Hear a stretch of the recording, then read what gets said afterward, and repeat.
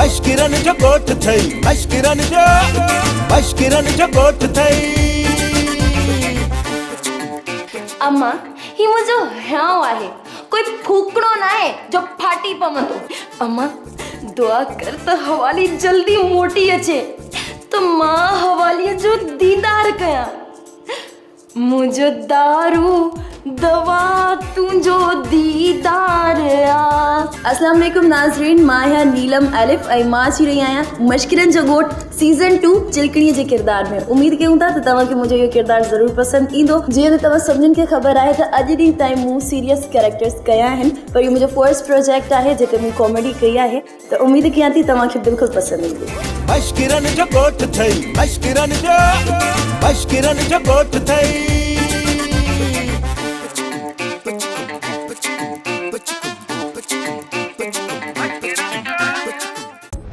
Subscribe to our channel Sin TV HD Drama and press the bell icon for the latest updates.